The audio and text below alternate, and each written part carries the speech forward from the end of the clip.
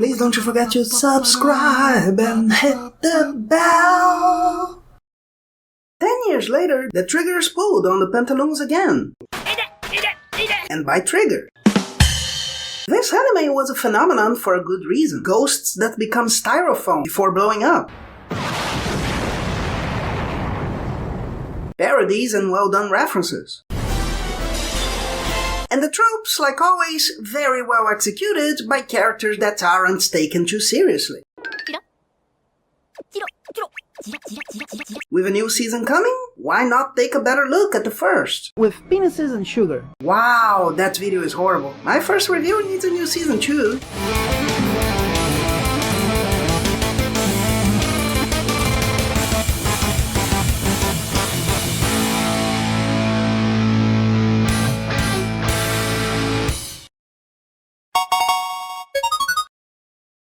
Panty and Stocking with Garterbelt is about two angels that were sent to Earth to eliminate ghosts. From which they get coins they can use, supposedly to buy their way back to heaven. Realistic. Though there are also heavenly items. Maybe they use them to buy those? On top of them having to buy their way back through the pearly gates for being a stereotypical nympho and a gluttonous goth.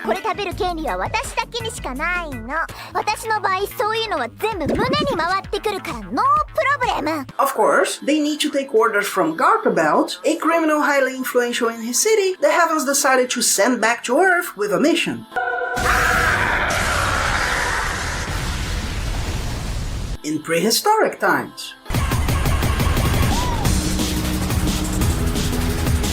Surviving the various eras of our history without losing the hairdo of a smoggy.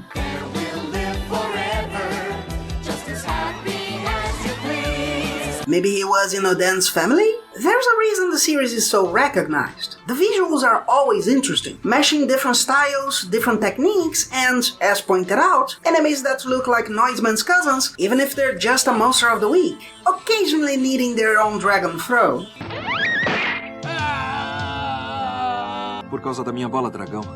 O meu melhor amigo sofreu acidente gravíssimo. Besides that, we have writing that focuses on the more taboo part of the mundane. Not only do we have an eighth angel doing every mania from Greek nature goddesses, and Zeus himself, and the goth lolly filling up on candy and speaking about how much she likes to be tortured.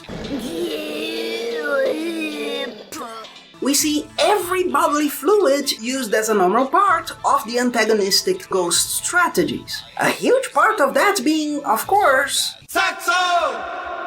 This can cause a bad impression, certainly. I came back to the series thinking that it'd be like Seiko no Quasar, something I misremembered liking, but whose review might have disconsidered some negative points. I would absolutely say some moments here can be more disgusting than fun if you're not in the mood. The song and comparison are quite adequate, actually. Panty is poorly seen as a nymph that has relations when she shouldn't, and we have various moments when it seems she really shouldn't.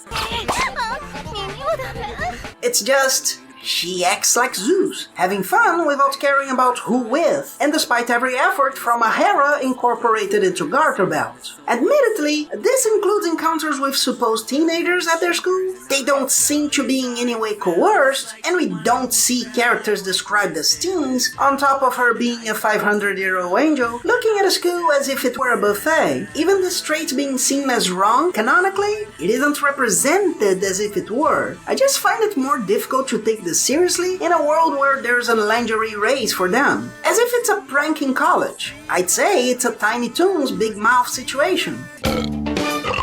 Children visually to represent the attitudes to be still in development more, but still exploring the topics that be adult to indicate such development. Odd? Yes. But I wouldn't say it's really offensive due to how surreal it is. The oddity works as a wink for the audience, I'd say, but it's an immense, gigantic octopus in the room. Elephant? No, they have an octopus there, trust me. Likewise, Otherwise, as in that song, it's an artistic narrative that uses the impact to increase the naturalization of something. Something, in fact, that shouldn't be seen as much of a taboo as it is. The comical aspects help not take it too seriously. With that, we can see all these elements we avoid so much are still there and aren't going anywhere. Sweat mists are stinky and funny, of course, but if the pie crust is good, it doesn't matter where it comes from, just like the love for a stinky ghost can be beautiful, as we'll talk about later. Yahoo!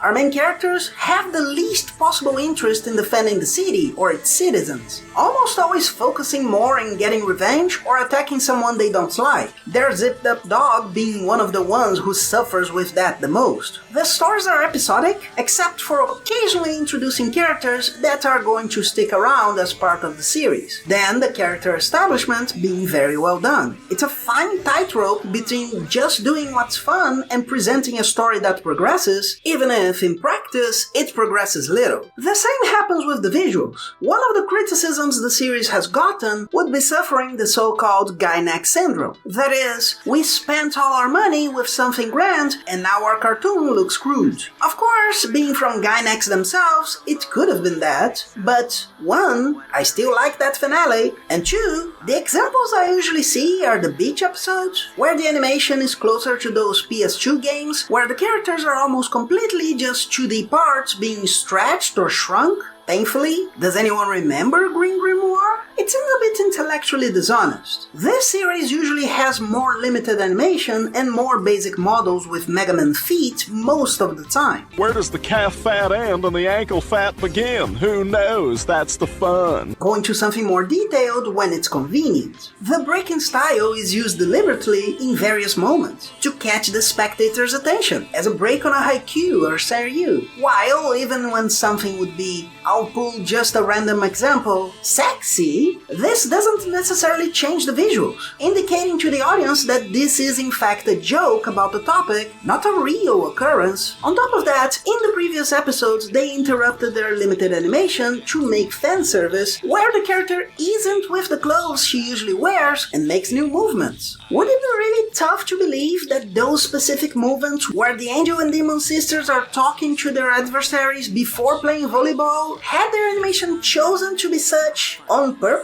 As if those were limited animation from a game before the match itself, which is what's important? In the episode where Panty failing makes them become South Park. Sure, you can disagree, and even say that if it wasn't a matter of budget, it wouldn't happen before that joke, but I find it much more probable that it be, at least, a clever choice to lower the budget, be it needed or not. Or even more likely, a joke that didn't work as well. I can say that Garterbelt making a joke about his big black wiener being tastier without it being a South Park reference, but it does seem less likely.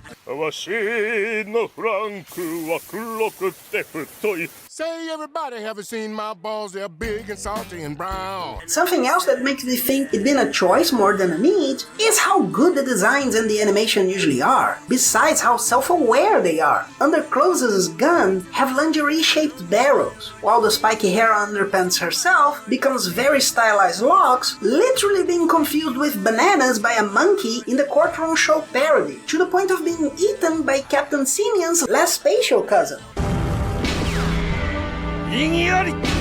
Yes, I know. I've talked about kenkos and Japanese poetry one after the other. This is the kind of series Panty and Stocking is. Well done, incredibly good structurally, not at all unlike elaborating poems. But they're about poo. Talking about the part many try to pretend doesn't exist for being uncomfortable. The joke of being covered in manure will not only be viable, but entirely fun and funny, no matter how many people try to filter it for fear of people that learn to go to the bathroom earlier than 5 years of age. Any baby with a brain could tell them everybody poops. Knowing that any episode can be more gross than fun for anyone individually, here's a selection of moments. Between tape encasing and a police car collision that really rivals the Blues Brothers, we have a lot of interesting stuff. Like an episode where the two are movie stars and about to premiere in their first movie until Panty confesses she'd been in a bee and they hunt down every copy to avoid a scandal. Of course, she starts trying to steal the show, so Stalking uploads her video on YouTube. Ghosts that look like Little Red Riding Hood and the Big Bad Wolf. Oi, eu sou a Ana Cristina. No, nothing that terrible. White cell soldiers, but the kind that needs to fight against paper tissues. Yet, they're out of stock, and Garterbelt can't relieve his posing afro.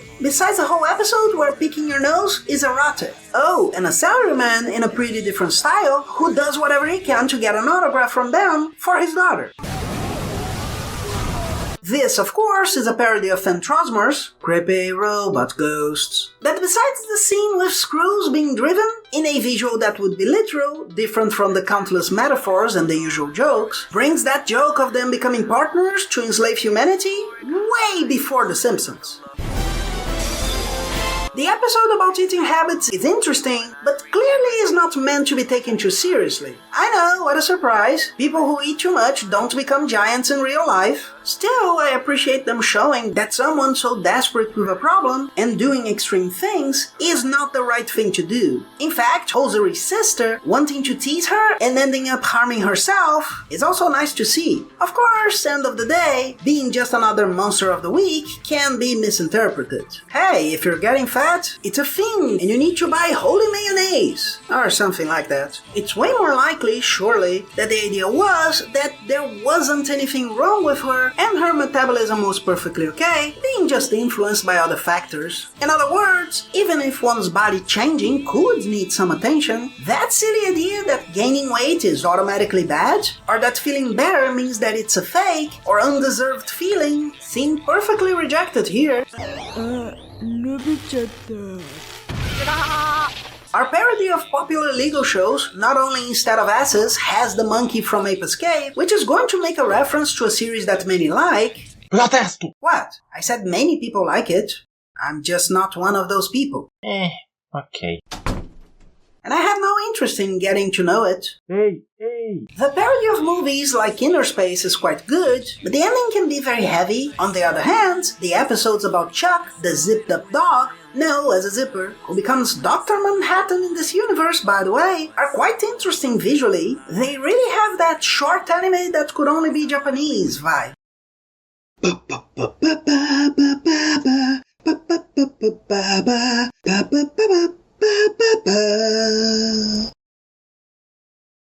And of course, we have to talk about the most bizarre episode, where Hose falls for a ghost. This ghost is a stereotypical nasty character, saying rude stuff while she continues to fall more and more in love with him, makes sandwiches for him, does shopping for him, and pays for his stuff, even defending him against her sister, Knickers, until she's stopped by Garterbelt. Until him nervously asks her to marry him with a crap ring. No, really, it's actual feces. With those little flies like it's the binding of Isaac. Consequently, this act of love makes him ascend to heaven, his soul having been saved instead of expurgated by sword and bullets. Maybe seeing this from the outside, it might look too corny, but it's absolutely essential for the world building here. Till this moment, and at almost every moment, it's all comical and showing that angels aren't miraculously good, and a lot of what's holy, it's not chaste, but mundane. Without this affirmation of the benefits of being good and loving, this world wouldn't be a great collection of parodies, but one of those overly critical, cynical constructions where the best of people is just slightly less terrible than most. This helps a lot when we have, for instance, a zombie attack where they don't have good weapons, but sex toys.